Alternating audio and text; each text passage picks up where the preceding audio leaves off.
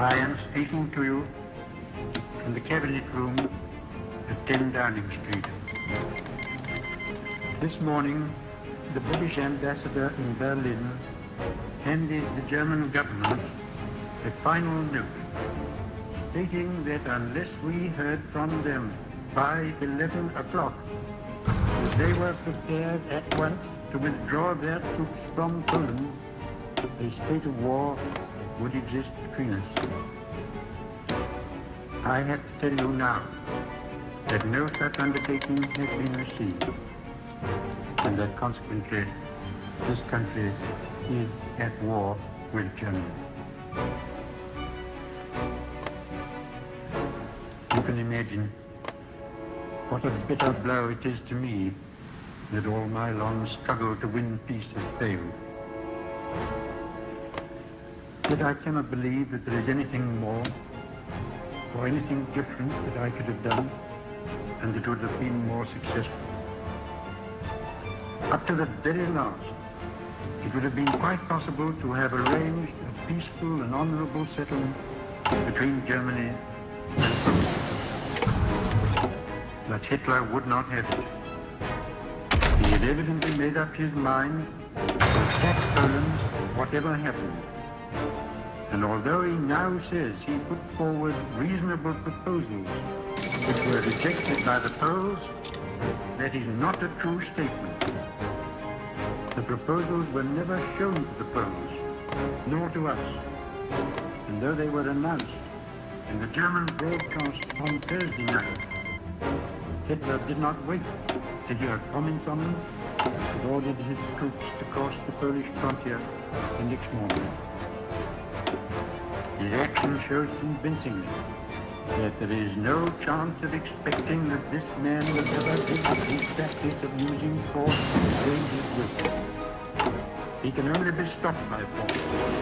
And we in France are today, in fulfillment of our obligations, going to the aid of Poland, who is so bravely resisting that British attack upon her people. We have a clear conscience. We have done all that any country could do to establish peace. But a situation in which no word given by Germany's ruler could be trusted, and no people or country could feel itself safe, had become intolerable. And now that we have resolved to finish it, I know that you will all play your part with calmness and courage.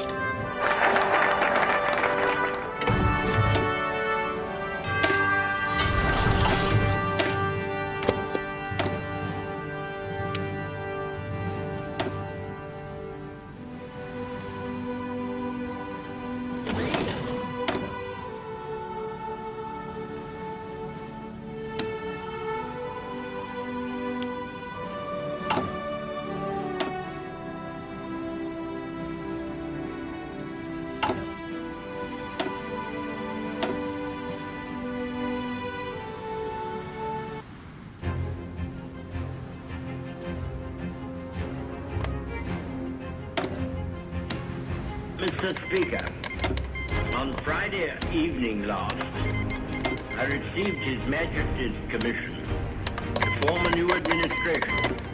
It was the evident wish and will of Parliament and the nation that this should be conceived on the broadest possible basis, and that it should include all parties, both those who supported the late government and also the parties of the opposition. I have completed the most important part of this task. A war cabinet has been formed of 5 members, representing, with the Liberal opposition, the unity of the nation. The 3 party leaders have agreed to serve either in the war cabinet or in high executive office. The 3 fighting services have been filled. It was necessary that this should be done in one single day, on account of the extreme urgency and rigor of events. A number of other key positions were filled yesterday, and I am submitting a further list to His Majesty tonight. I hope to complete the appointment of the principal ministers during tomorrow. The appointment of the other ministers usually takes a little longer, but I trust that when Parliament meets again, this part of my task will be completed, and that the administration will be complete in all respects. Sir, I considered it in the public interest to suggest that the House should be summoned to meet today.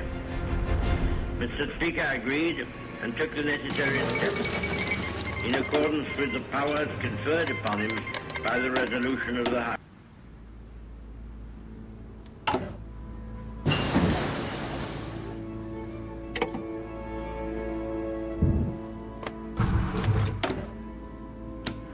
This was a great trial of strength between the British and German air forces. Can you conceive a greater objective for the Germans in the air than to make evacuation from these beaches impossible, and to sink all these ships which were displayed almost to the extent of the house? Could there have been an objective of greater military importance and significance for the whole purpose of the war than this? They tried hard, and they were beaten back. They were frustrated in their task. We got the army away, and they have paid 4-fold for any losses which they have inflicted. Sir, when we consider how much greater would be our advantage in defending the air above this island against an overseas attack, I must say that I find in these facts a sure basis upon which practical and reassuring thoughts may rest. I will pay my tribute to these young airmen. The great French army was very largely, for the time being, cast back and disturbed by the onrush of a few thousands of armored vehicles. May it not also be that the cause of civilization itself will be defended by the skill and devotion of a few thousand airmen? There never has been, I suppose, in all the world, in all the history of war, such an opportunity for youth. The Knights of the Round Table, the Crusaders, all fall back into the past, not only distant, but prosaic. These young men going forth every morn to God.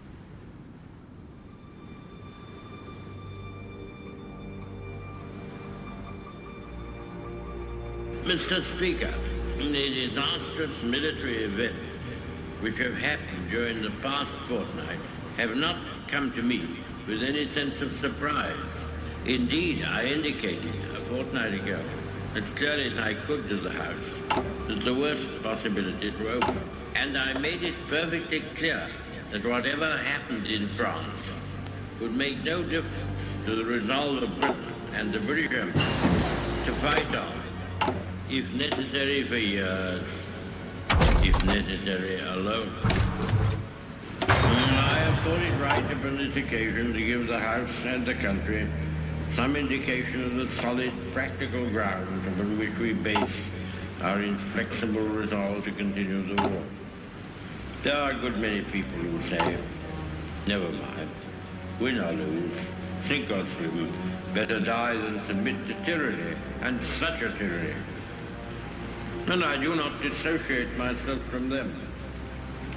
But I can assure them that our professional advisors of the three services unitedly advise that we should carry on the war, and that there are good and reasonable hopes of final victory. We have fully informed and consulted all the self-governing dominions. These great communities, far beyond the oceans, who have been built up on our laws and on our civilization, and who are absolutely free to choose their course, but are absolutely devoted to the ancient motherland, and who feel themselves inspired by the same emotions which lead me to stake our all upon duty and honor. We do not yet know what will happen in France, or whether the French resistance will be prolonged, both in France and in the French Empire overseas. The French government will be throwing away great opportunities and casting adrift their future if they do not continue the war in accordance with their treaty obligations, from which we have not felt able to release. The House will have read the historic declaration in which it is the desire of many Frenchmen and of our own hearts we have proclaimed our willingness at the darkest hour in French history to conclude a union of common citizenship in this struggle. However matters may go in France, or with the French government, or other French governments, we in this island and in the British Empire will never lose our sense of comradeship with the French people. If we are now called upon to endure what they have been suffering, we shall emulate their courage. And if final victory rewards our toils, they shall share the gain. Aye, and freedom shall be restored to all. We abate nothing of our just demand. Not one jot or tittle do we recede. Czechs, Poles, Norwegians, Dutch, Belgians have joined their causes to our own. All these shall be restored. But General Weygand calls the Battle of France is over. I expect that the Battle of Britain is about to begin. Upon this battle depends the survival of Christian civilization. Upon it depends our own British life and the long continuity of our institutions and our empire. The whole fury and might of the enemy must very soon be turned on us. Hitler knows that he will have to break us in this island or lose the war. If we can stand up to him, all Europe may be free, and the life of the world may move forward in broad, sunlit uplands. But if we fail, then the whole world, including the United States, including all that we have known and cared for, will sink into the abyss of a new dark age, made more sinister and perhaps more protracted by the lights of perverted science. Let us, therefore, brace ourselves to our duty. So bear ourselves that if the British Empire